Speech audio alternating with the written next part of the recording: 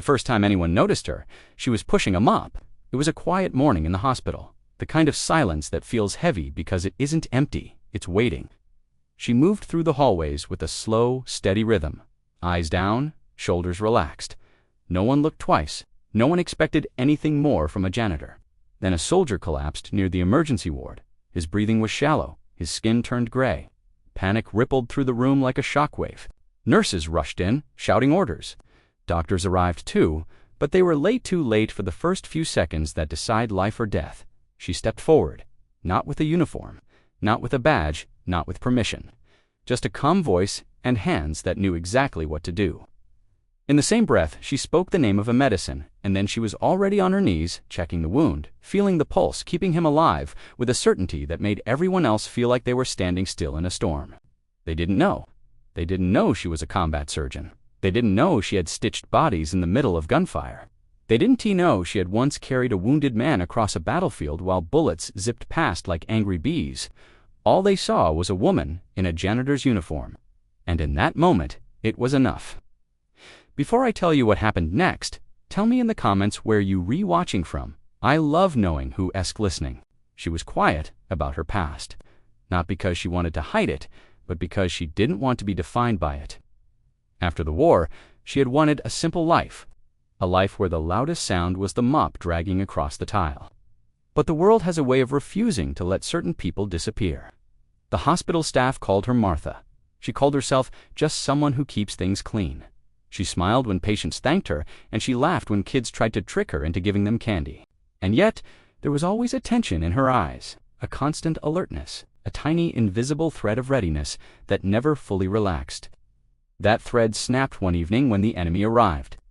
The city had been under siege for weeks, and the hospital had become a battlefield of its own. Soldiers moved in and out like ghosts. Patients were evacuated. Supplies were running low. The air smelled of antiseptic, sweat, and fear. The enemy didn't come in uniform. They didn't announce themselves. They simply walked through the gates as if they owned the place. They were looking for someone.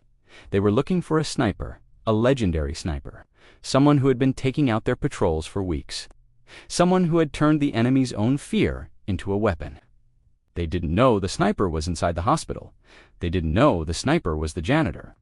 They didn't know she had once been the kind of woman who could make a bullet sing through a window from 300 yards away and still have time to save a wounded man before dawn. They only knew there was a threat, and they were going to eliminate it. The first patrol arrived in the mess hall. It was a room full of empty chairs and scattered trays, the smell of old coffee and cold soup hanging in the air. A few staff members had stayed behind, too afraid to move. The enemy entered with weapons raised, eyes scanning every corner. Martha was there, pushing a mop bucket. She froze. Her heart didn't race. Her body didn't shake. But her mind clicked into a state of absolute clarity, like a switch being flipped. She had a choice. She could run, she could hide, she could surrender. Or she could become the person they believed she was not. The patrol moved closer. Their leader looked at her, sneering. "Janitor," he said, "you can't be here." A laugh rippled through the group. They didn't see the danger. They only saw the uniform. Martha smiled politely. Her hand stayed steady on the mop handle. And then, without warning, she reached down and pulled out something from beneath her cart. Not a mop, not a cleaning tool, a rifle, a sniper rifle. The room went still. The enemy froze, their eyes widening as they realized the truth. Martha didn't raise the weapon right away. She didn't need to. She let the silence do the work. She let the fear build. Because she knew something they didn't. She knew the value of time. She knew the value of a single breath. She knew how to wait. She took aim. Her first shot didn't go for the leader.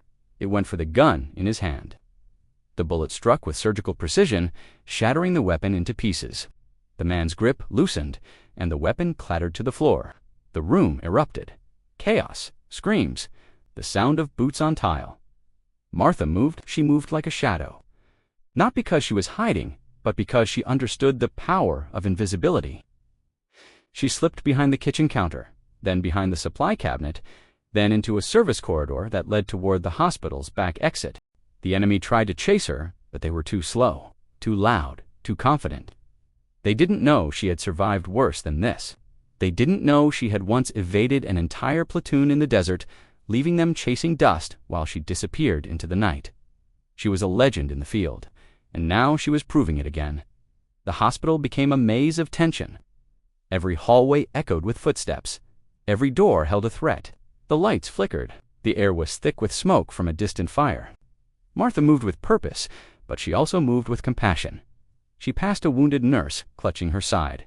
She paused. She didn't have time to treat her properly, but she had time to do something else. She leaned in, looked the nurse in the eyes, and whispered, "Stay with me. Don't let go." The nurse nodded, tears in her eyes, and Martha kept moving. She was not just fighting the enemy. She was fighting the idea that a person could be broken and still be useful, that a person could be unseen and still be powerful. The final confrontation happened in the hospital courtyard. The enemy had cornered her. They thought they had her trapped. They thought she was just a janitor who had made a mistake. They were wrong. Martha stood in the open, rifle raised, her posture calm but firm. The wind swept across the courtyard, lifting dust into the air like a curtain. The enemy leader stepped forward, anger burning in his eyes. "You think you can stop us?" he shouted. Martha didn't respond. She didn't need to. She simply fired. The shot was so precise, it felt like the air itself had been cut. The enemy leader fell. Silence returned. The remaining soldiers looked at each other, uncertain, afraid. They had expected a fight. They had expected a rebel. They had expected a soldier. They had not expected a janitor. And in that moment, they realized what they had been wrong about all along. When the battle ended, the hospital staff gathered in the mess hall. They stared at her with new eyes. Not with fear, not with judgment, with awe. Someone finally spoke. You're the sniper." Martha looked down, her face calm but tired. "I was just doing what I had to," she said. A young nurse stepped forward and placed her hand on Martha's shoulder. "You saved us," she whispered. Martha's eyes softened. "I only did what anyone would do," she replied. "But everyone knew the truth. Not everyone would have become a hero. Not everyone would have been brave enough to reveal the truth. Not everyone would have carried the weight of their past without letting it break them.